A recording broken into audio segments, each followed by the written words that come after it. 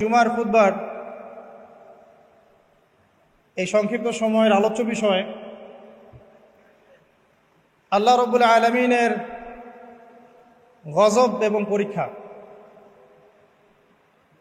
এই বিষয়টা নিয়ে আমরা আগে হয়তো এভাবে জুমার খুতবায় কথা বলিনি আলাদাভাবে। আজকে আমরা চেষ্টা করব ইনশাআল্লাহ তাআলা অল্প সময়ের মধ্যে পবিত্র কোরআন এবং হাদিস থেকে আল্লাহ রাব্বুল আলামিনের যে আযাব, যে গজব এবং আযাব এবং গজব নাজিল হওয়ার কারণগুলো কি কি, এগুলো থেকে পরিত্রাণ পাওয়ার উপায় কি, এবং আল্লাহ পাক যখন মুমিন বান্দাদেরকে পরীক্ষা করেন তখন তাদের করণীয় কি, এ বিষয়ে ইনশাআল্লাহ তাআলা একটি সংক্ষিপ্ত সারগর্ভ আলোচনা উপস্থাপন করার চেষ্টা করব ইনশাআল্লাহ। ওয়া মা তাওফীকি ইল্লা বিল্লাহ আলাইহি তাওয়াক্কালতু ওয়া ইলাইহি উনীব। আমাদেরকে শুরুটা করতে হবে ইবলিস থেকে। আমরা জানি যে ইবলিস আল্লাহ পাকের অনেক ইবাদত করত এবং সে এক পর্যায়ে ফেরেশতাদের সর্দার পর্যন্ত হয়েছে। যখন আদম আলাইহিস সালামকে আল্লাহ পাক সৃষ্টি করলেন, আল্লাহ পাক সমস্ত মালায়েকাকে ডেকে বলেছিলেন যে আদমকে সেজদা কর। ফাসাজাদু ইল্লা ইবলিস, সবাই সিজদা করলো, শুধু ইবলিস করলো না। আল্লাহ পাকের আদেশ লঙ্ঘন করার কারণে আল্লাহ রাব্বুল আলামিন তাকে জান্নাত থেকে বহিষ্কার করলেন। সে হায়াত চাইলো, আমাকে দীর্ঘ হায়াত দেয়া হোক কিয়ামত পর্যন্ত, আল্লাহ পাক সেটা দিলেন। কিন্তু দুনিয়া এবং আখিরাতে আল্লাহ রাব্বুল আলামিন ইবলিসকে লানত করলেন, অভিশপ্ত করলেন। ইনশাআল্লাহ তাআলা ইবলিস এবং তার অনুসারীরা চিরস্থায়ী জাহান্নামে জ্বলবে ইনশাআল্লাহ। কিন্তু এখানে লক্ষণীয় বিষয় হচ্ছে ইবলিস কিন্তু নাস্তিক ছিল না।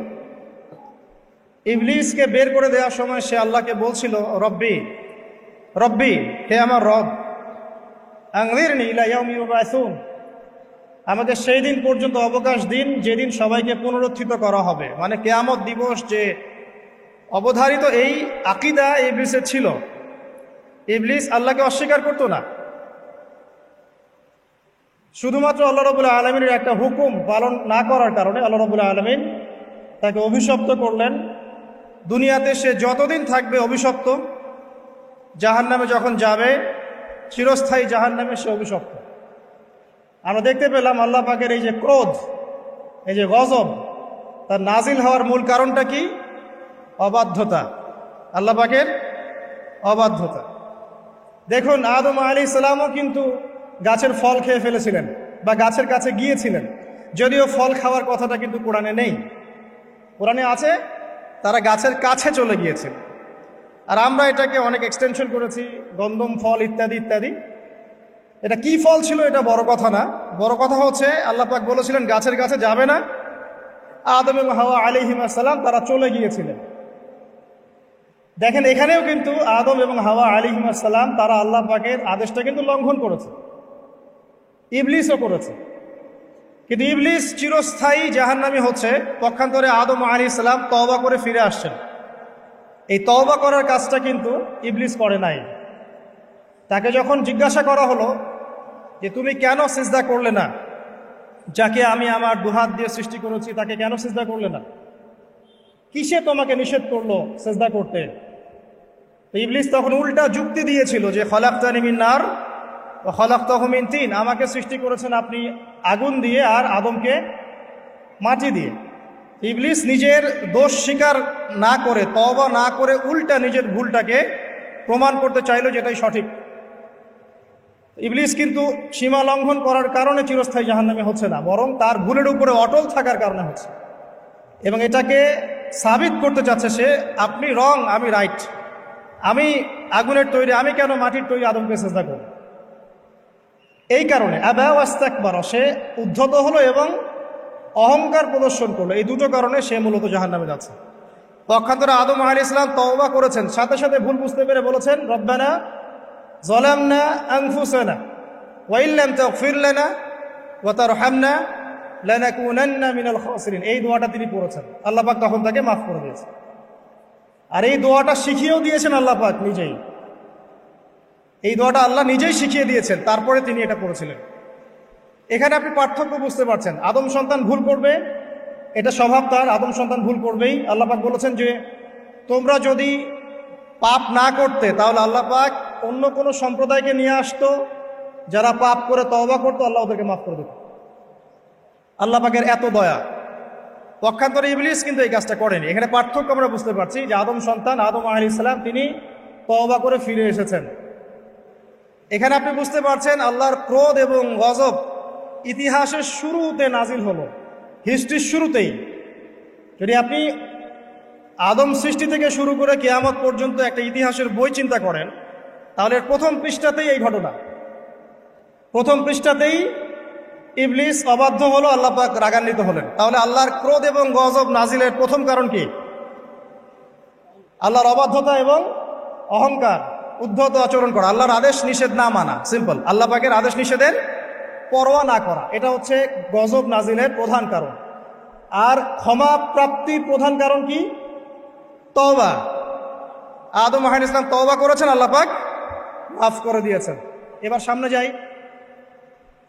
আদম আলাইহিস সালামের দুই ছেলে হাবিল এবং কাবিল, কে কাকে হত্যা করেছিল? কাবিল হাবিলকে হত্যা করেছে। কাবিল হাবিলকে হত্যা করেছে। সূরা মাইদার মধ্যে ঘটনাটা চমৎকার করে দেয়া আছে। যখন কাবিল হাবিলকে হত্যা করতে চাচ্ছিল, আর এটা কোনো মেয়ে সংক্রান্ত বিষয় ছিল না যেমনটা অনেকে বানিয়েছে, এটা ছিল এই কারণে যে হাবিলের কুরবানি কবুল হচ্ছিল। কারণ হাবিল কুরবানি করছিল আল্লাহকে সন্তুষ্ট করার জন্য, আর কাবিলের কুরবানি কবুল হচ্ছিল না। তখন কবুল হওয়ার নিদর্শন ছিল যে ওই জবাই করা পশুটাকে আসমান থেকে কোনো আগুন এসে খেয়ে ফেলত। এটা হচ্ছে কবুলিয়তের নিদর্শন। এখন এটা নাই। তো কেন আমার ইবাদত কবুল হচ্ছে না? ওটা হচ্ছে এই হিংসার বশবর্তী হয়ে কাবিল হাবিলকে হত্যা করেছে। আর হাবিল বলছিল যে তুমি যদি আমাকে হত্যা করার জন্য হাত বাড়াও, আমি তোমাকে হত্যা করার জন্য হাত বাড়াবো না। এটা ছিল হাবিলের কথা। কাবিল যখন হত্যা করে ফেললো, এরপর সে তার ভাইয়ের লাশটা নিয়ে বসে আছে। লাশ কিভাবে দাফন করতে হয় এটা তার জানা নাই। আল্লাহ পাক তখন কাককে পাঠালেন। কাক অনেক প্রাচীন প্রাণী, মনে হয় আমাদের চেয়ে আগে হয়তো বা পৃথিবীতে কাক ছিল, হতে পারে, আল্লাহ ভালো জানেন। আল্লাহ পাক কাককে তখন পাঠালেন। সে তার ঠোঁট দিয়ে মাটি খুঁড়ে দেখিয়ে দিল কিভাবে মাটি খুঁড়ে দাফন করতে হয়। সুবহানাল্লাহ।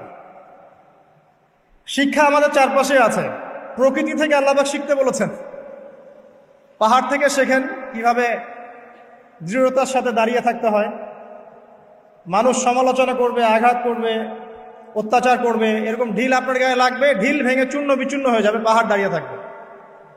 সমুদ্রের কাছ থেকে শেখেন বড় মন, আকাশের কাছ থেকে শেখেন, পাখির কাছ থেকে শেখেন। এগুলো কিন্তু কোরআনেই আছে, আমি বানিয়ে বলছি না। আল্লাহ পাক প্রকৃতি থেকে শিখতে বলেছেন এবং সফর করতে বলেছেন। ওয়াসিরু ফিল আরদ, তোমরা জমিনে সফর করো বেশি বেশি। যুব সমাজকে এখন বলবো যে আপনারা এই ডিভাইসে এডিক্টেড না হয়ে ঘোরেন, দেশটা ঘুরে দেখেন, জেলায় জেলায় ঘোরেন, সফর করেন, ঘোরেন। এতে করে আপনাদের মাইন্ড ফ্রেশ হবে, ডিভাইস এডিকশন কম হবে, আল্লাহ নিদর্শনগুলো দেখবেন, শিখতে পারবেন। আল্লাহ বলেছেন জমিনে ছড়িয়ে পড়ো, বিচরণ করো এবং ভ্রমণ করো, দেখো আল্লাহ পাকের নিদর্শনগুলো দেখো। ফানজুর কাইফা কানা আকিবাতুল মুকাদ্দিবিন, এবং লক্ষ্য করে দেখো যে আল্লাহর বিধানকে অস্বীকারীদের কি পরিণতি হয়েছিল। তো এখানে দেখেন দ্বিতীয় অ্যাক্সিডেন্টটা হচ্ছে কি? খুন। ভাই ভাইকে হত্যা করছে। আর এই হাবিল কাবিলের এই সুন্নত কিন্তু এখন পর্যন্ত চলমান আছে। দেখবেন ভাই ভাইয়ের শত্রু এখন, ধর্মীয় ক্ষেত্রেও, পলিটিক্যাল ক্ষেত্রেও, গ্লোবাল ক্ষেত্রেও ভাই ভাইয়ের শত্রু। খ্রিস্টান দুইটা কান্ট্রি লড়াই করছে, দেখবেন দুটোই খ্রিস্টান। মুসলিম দুটা কান্ট্রি লড়াই করছে, দুটোই মুসলিম। মুসলিম দুটা পলিটিক্যাল দল লড়াই করছে, দুটোই মুসলিম। মুসলিম দুইজন ধর্মীয় আলোচক বা ধর্মীয় আলেম একে অপরের বিরুদ্ধে লেগে আছে, সবাই মুসলিম। হাবিল কাবিলের সুন্নত। এখানে আমাদেরকে হতে হবে কি? কাবিল না হাবিল? হাবিল। তুমি যদি আমাকে হত্যা করার জন্য হাত বাড়াও, আমি তোমাকে হত্যা করার জন্য হাত বাড়াবো না। একটা হাদিস বলি আপনাদেরকে। নবী সাল্লাল্লাহু আলাইহি ওয়াসাল্লাম বলেছেন, পৃথিবীতে সর্বপ্রথম হত্যাকাণ্ড ঘটিয়েছে কাবিল। এই কারণে পৃথিবীতে কিয়ামত পর্যন্ত যত মানুষ খুন হবে, সমস্ত এই পাপের একটা একটা করে অংশ কাবিলের আমলনামায় যুক্ত হবে। নাউযুবিল্লাহ। এই হাদিস জানতেন? নবীর সন্তান কাবিল, কিন্তু নবীর সন্তান। তো ভাষা, বংশ, রক্ত এগুলো কিন্তু আল্লাহর কাছে হক এবং বাতিলের মানদণ্ড না, তাকওয়া ছাড়া। যাই হোক, সামনে যাই। এখানে আপনি দেখছেন আল্লাহ পাকের এই যে গজব কাবিলের উপরে আসলো, কারণটা কি?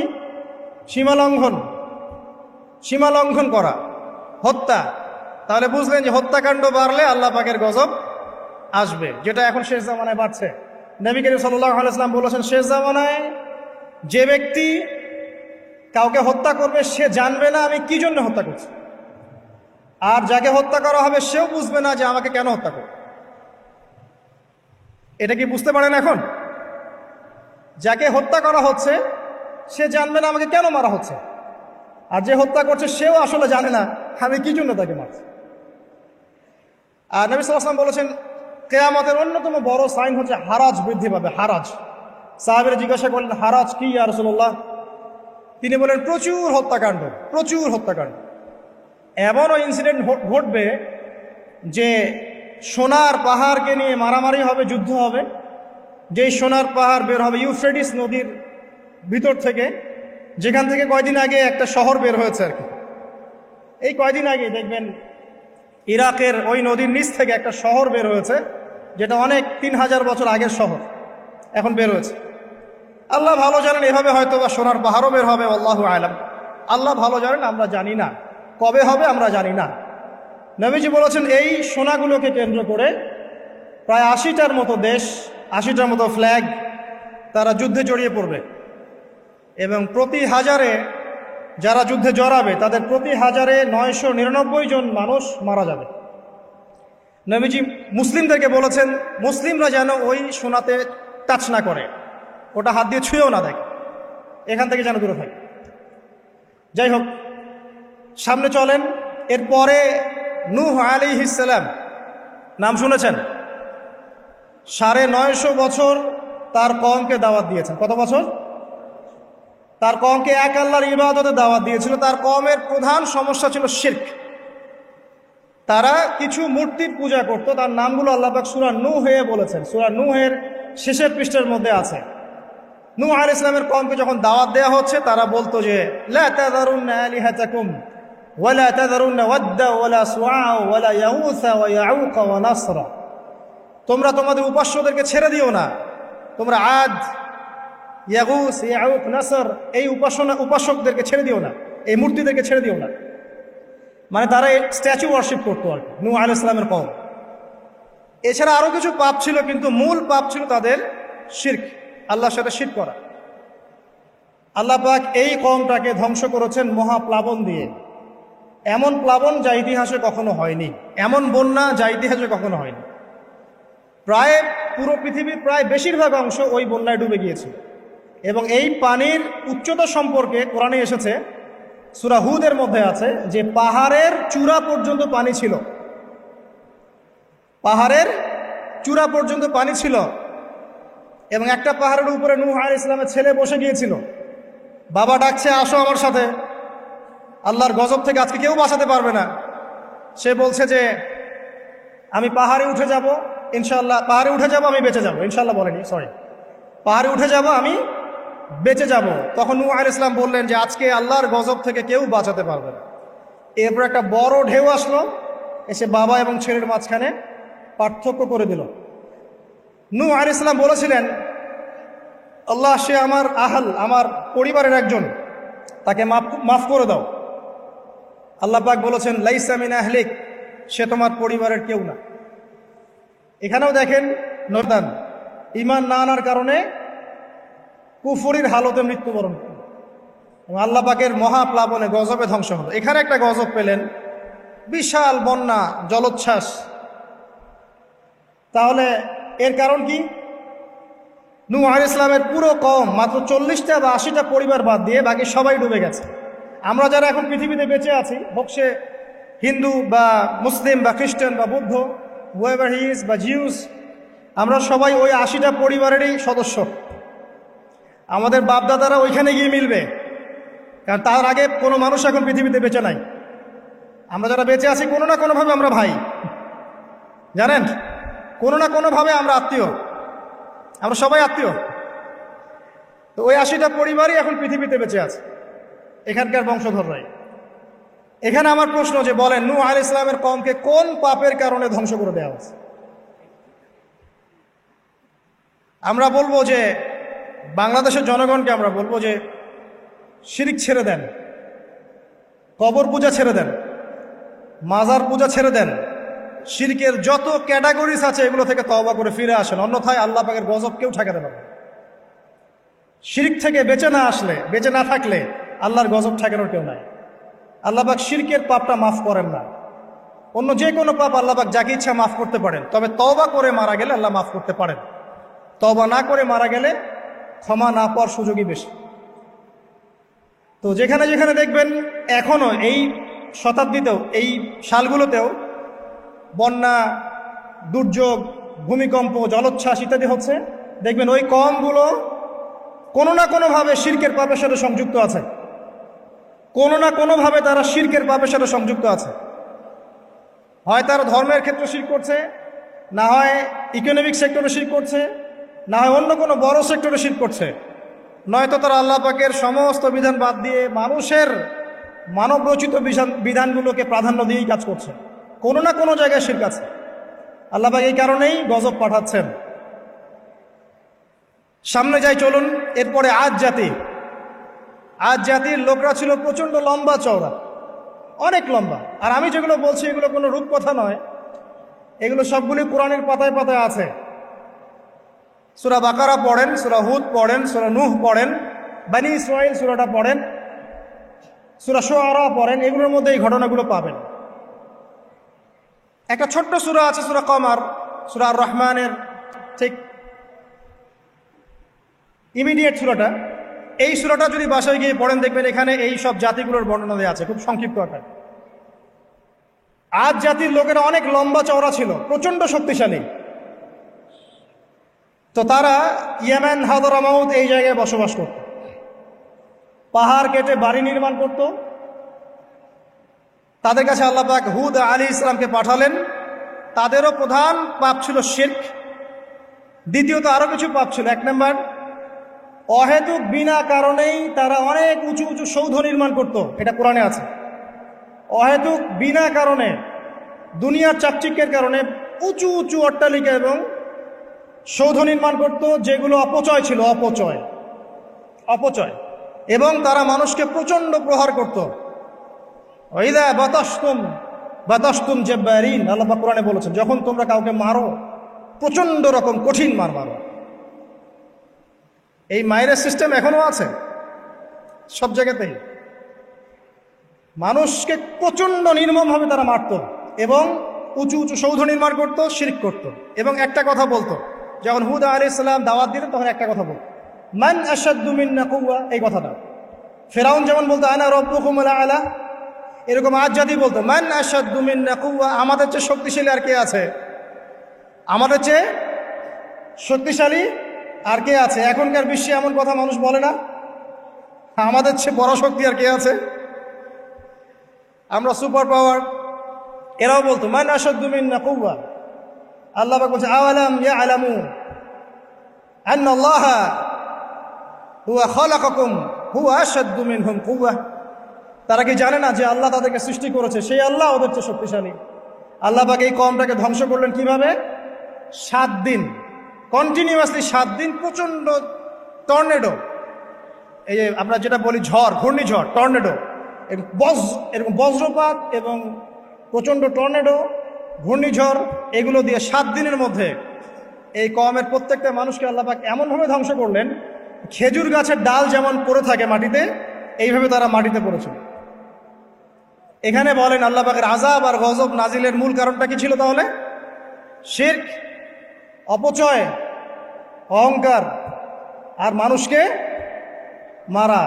মানুষকে মারা আল্লাহ পাক সহ্য করেন না, জানেন? মানুষের চেহারায় মারতে নাই। দেখবেন আমাদের কারোর সাথে গন্ডগোল হলে আগে চেহারায় ঘুষি, তাই না? এই চেহারায় মারা নিষেধ। একটা হাদিসের মধ্যে আছে যে চেহারাটা আল্লাহ পাকের, এটা তো আসলে মারেফত, আমরা এটাকে এভাবে ব্যাখ্যা করতে পারবো না, কিন্তু চেহারা আল্লাহ পাক তার নিজস্ব মানে হাত দিয়ে, আল্লাহ পাকের নিজস্ব কুদরতি হাত দিয়ে আল্লাহ পাক সৃষ্টি করেছেন মানুষ। মানুষের চেহারায় মারতে আল্লাহ পাক নিষেধ করেছেন।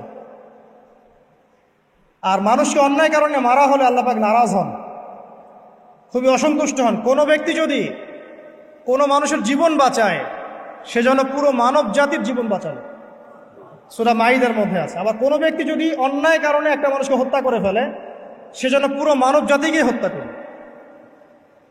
আজকে বিশ্বের বুকে সবচেয়ে সস্তা রক্ত কাদের? অথচ একজন মুসলিম যে ব্যক্তি লা ইলাহা ইল্লাল্লাহ পড়ে, এই ব্যক্তি যতদিন পর্যন্ত জীবিত আছে আল্লাহ পাক কিয়ামত দিবেন না ইনশাআল্লাহ। একজন ব্যক্তি পৃথিবীতে যতদিন থাকবে যে লা ইলাহা ইল্লাল্লাহ কালিমা পড়ছে, আল্লাহ আল্লাহ বলছে, ততদিন পর্যন্ত আল্লাহ পাক কিয়ামত দিবেন না ইনশাআল্লাহ। একজন মুসলিমের সম্মান দেখেন তাহলে। সেই মুসলিমদের রক্ত এখন সস্তা, চাইলেই যে কেউ মারতে পারে। ফান্তাজিরু, আল্লাহ পাক বলেছেন তোমরা অপেক্ষা করো। ওয়া ইন্না মাআকুম মিনাল মুনতাজিরিন, এবং আমরাও তোমাদের সাথে অপেক্ষা করছি। আল্লাহ পাক কোরআন এটা বলেছে। এরপরে সামনে যান, এর পরের জেনারেশন আসলো সামুদ জাতি। সামুদ আদ জাতির ভাই, একই রকম, ওরাও ফিজিক্যালি অনেক স্ট্রং, তাল গাছের সমান সমান লম্বা, পাহাড় কেটে কেটে বাড়ি নির্মাণ করে। এরাও শিরক করলো এবং একটা স্পেশাল পাপ করলো। সেটা কি? আল্লাহ পাকের একটা মোজেজা আল্লাহ পাক দান করলেন ওদেরকে, উট, একটা উটনি, যেটা সালেহ আলাইহিস সালামের উটনি ছিল। তো আল্লাহর পক্ষ থেকে ইনস্ট্রাকশন ছিল যে এই উটনি তোমাদেরকে দুধ দিবে আর অনেক সুযোগ সুবিধা দিবে। আল্লাহ পাকের মোজেজা, মিরাকেল, এটাকে নষ্ট করো না, ধ্বংস করো না। তখন সালেহ আলাইহিস সালামের কওমের কয়েকজন ব্যক্তি এই উটটাকে হত্যা করলো, উটের পা কেটে ফেললো, উটটাকে হত্যা করে ফেললো। আল্লাহ পাকের নিদর্শনকে অস্বীকার করার কারণে আল্লাহ পাক এদেরকে ধ্বংস করলেন। কিভাবে? বজ্রপাত, বিজলি দিয়ে। এখন দেখেন না বজ্রপাতে বহু মানুষ মারা যাচ্ছে, এটা নতুন না, কিন্তু এই বজ্রপাতে সামুদ জাতিকে আল্লাহ পাক ধ্বংস করেছে। তাহলে এই বজ্রপাত কি প্রাকৃতিক দুর্যোগ না আল্লাহর গজব? এই যুগের মিডিয়াগুলো তখন থাকলে বলতো যে সামুদ জাতি আজকে প্রাকৃতিক দুর্যোগে ধ্বংস হয়েছে, এবং নূহ আলাইহিস সালামের কওম প্রাকৃতিক একটা বড় বন্যায় ধ্বংস হয়েছে, এবং আজ জাতি ধ্বংস হয়েছে প্রাকৃতিক ঝড়ে। তারা কখনোই বলতো না আল্লাহর পক্ষ থেকে ঝড় এসেছে, আল্লাহর পক্ষ থেকে বজ্রপাত এসেছে, আল্লাহর পক্ষ থেকে প্লাবন এসেছে। বিকজ সবকিছু হয় প্রকৃতি থেকে, এখানে আল্লাহ বলতে কিছু নাই। তো প্রকৃতিকে, তার সংজ্ঞা কি, প্রকৃতি কে নিয়ন্ত্রণ করে, এর কত প্রকার কি কি, এগুলোও শিখান আমাদেরকে। প্রকৃতি কাকে বলে, প্রকৃতি কত প্রকার, প্রকৃতি কি কি, কে একে নিয়ন্ত্রণ করে, সূক্ষ্মভাবে শিরকি আকীদা ঢুকিয়ে দেওয়া হয়, সূক্ষ্মভাবে। যাই হোক, সামুদ জাতি ধ্বংস হলো কিভাবে? এভাবে, বজ্রপাতে। আর ইদানিং বজ্রপাত বাড়ছে। এখান থেকে আপনারা বেঁচে থাকতে হলে শিরক থেকে বেঁচে থাকেন। এরপরে চলেন সামনে যাই, আরেকটা জাতি, শুআইব আলাইহিস সালামের কওম, তার নাম কওমে মাদিয়ান। কি নাম? মাদিয়ান। আমি কিন্তু গল্প বলছি আপনাদেরকে, শুনতে কি খারাপ লাগছে? কোরআন থেকে বলছি শর্ট করে। মাদিয়ান, তো মাদিয়ান কওম, তাদের পাপ ছিল তারা নবীদের সাথে তর্ক করত। যখন শুআইব আলাইহিস সালাম সুন্দর করে নসিহত করতেন, এবং শুআইব আলাইহিস সালাম খুব সুন্দর করে কথা বলতে পারতেন, তাকে আল্লাহ পাক বাচন ভঙ্গি দিয়েছিলেন, অত্যন্ত চমৎকার করে কথা বলতে পারতেন, সাজিয়ে গুছিয়ে যুক্তি দিয়ে। তো শুআইব আলাইহিস সালামের সাথে তারা খুব তর্ক করতো, 1 নম্বর। 2 নম্বর, শিরক করতো তারা, এবং আর 2টা বড় পাপ ছিল। 1, তারা মাপে কম দিত। কি করত? এই পাপটা কি চেনা যায় বাংলার মানুষ? মাপে কম দেওয়ার পাপ। আচ্ছা, এই পাপে আমাদের চেয়ে এক্সপার্ট কেউ নাই মনে হয় পৃথিবীতে। আমরাই পৃথিবীর সবচেয়ে এক্সপার্ট যারা মাপে কম দিতে পারি। মাপে কম দেওয়া নিয়ে কিছু হাদিস আমি নিয়ে এসেছি, আপনাদেরকে শোনাবো ইনশাল্লাহ পরে। তো মাপে কম দিত, এবং একটা কাজ করতো, মানুষের সম্পদ অন্যায়ভাবে আত্মসাৎ করত। এই পাপটা চেনা যায়? দাড়ি টুপিওয়ালা মানুষদের কি এই পাপটা চেনা যায়? মানুষের সম্পদ অন্যায়ভাবে আত্মসাৎ করা। অনেক ক্ষেত্রে আমরাও এখানে জড়িত হয়ে গেছি না? আল্লাহ মাফ করুক। তো মানুষের সম্পদ অন্যায়ভাবে তারা আত্মসাৎ করত। এই আয়াতটা 8 বার কোরআনে আছে যে তারা মানুষের সম্পদ অন্যায়ভাবে আত্মসাৎ করত। আল্লাহ পাক এই কওমটাকে ধ্বংস করলেন কিভাবে? সমবেত করলেন। প্রথমে বৃষ্টি হচ্ছে না, খুব খরা, বৃষ্টি হয় না খরা। এরপরে হঠাৎ আকাশে মেঘ দেখা গেল, সুন্দর মেঘ, মনে হচ্ছে শীতল বাতাস প্রবাহিত হচ্ছে, বৃষ্টি হবে। সবাই একটা মাঠে সমবেত হলো। হওয়ার পরে আল্লাহ পাক এক মুহূর্তের মধ্যে ভূমিকম্প দিয়ে তাকে ধ্বংস করবে। মনে রাখবেন, পৃথিবীতে সর্বপ্রথম যে কওমকে আল্লাহ পাক ভূমিকম্প দিয়ে ধ্বংস করেছেন তার নাম এই শুআইব আলাইহিস সালামের কওম, কওমে মাদিয়ান। কি নাম?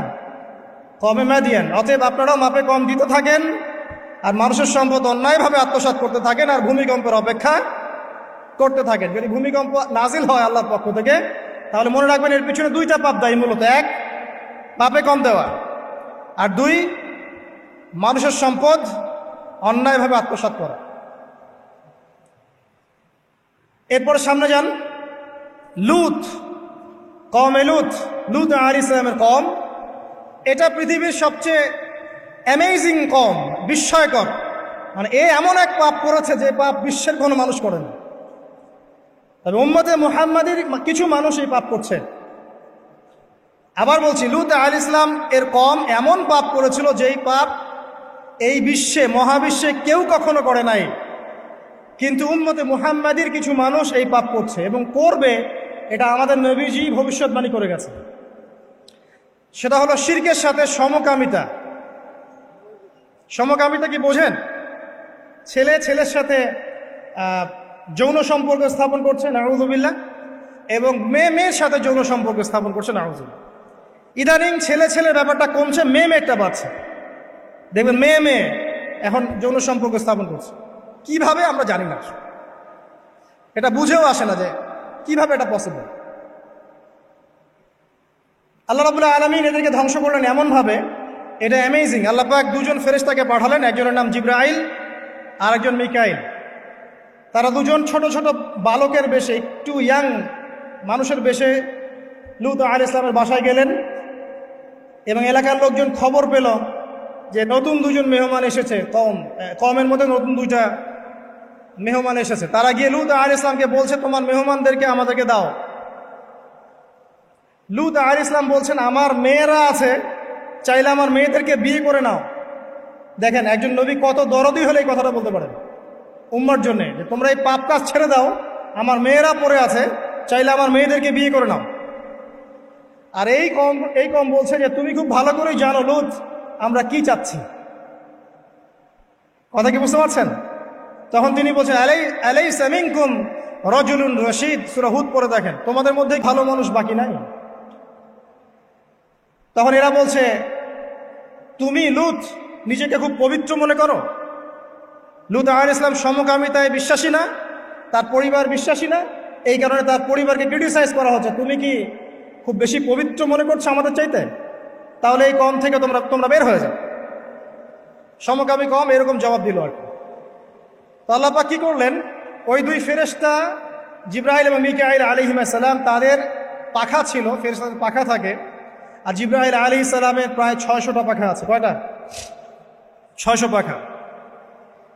তো এই 2টো পাখা দিয়ে তিনি ওই কওমে লূতকে উঠালেন, মাটির থেকে এভাবে তুলে আসমানে উঠালেন।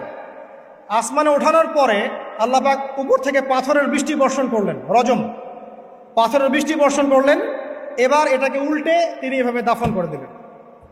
এটা এখন জর্ডানের ডেড সি, মৃত সাগর, এখানে এই কমটা ছিল।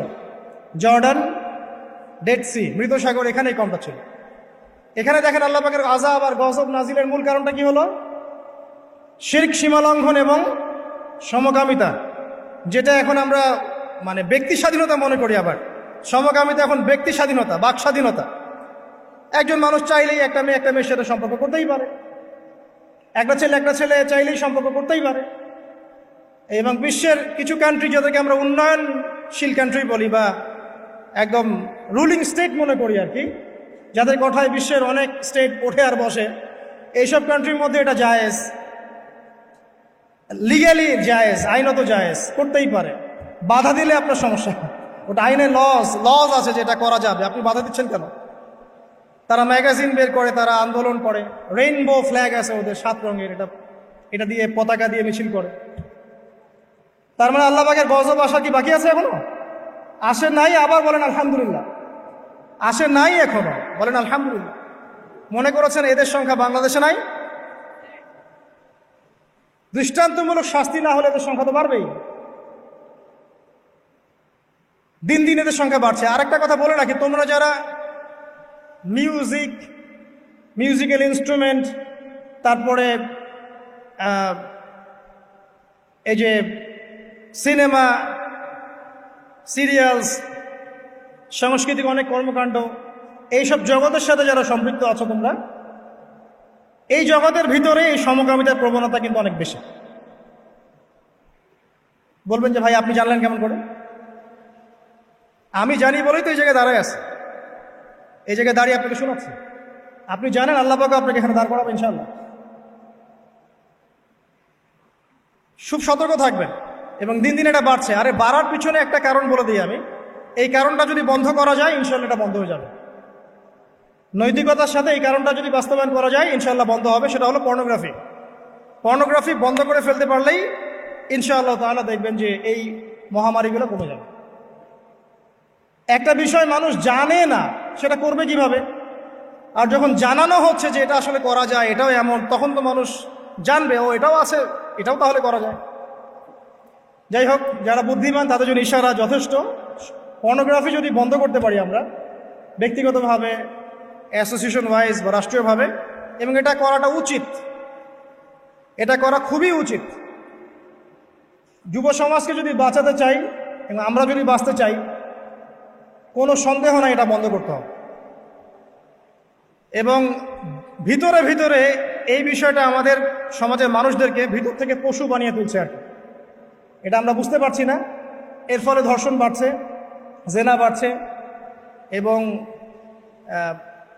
বাজে যৌন কর্মকাণ্ড বাড়ছে, বিকৃত যৌন চর্চা বাড়ছে, সমকামিতা বাড়ছে। এগুলোর মূল কারণ এটা বন্ধ করতে পারলে ইনশাআল্লাহ তাআলা এই প্রবলেম অনেকটা সলভ হয়ে যাবে ইনশাআল্লাহ।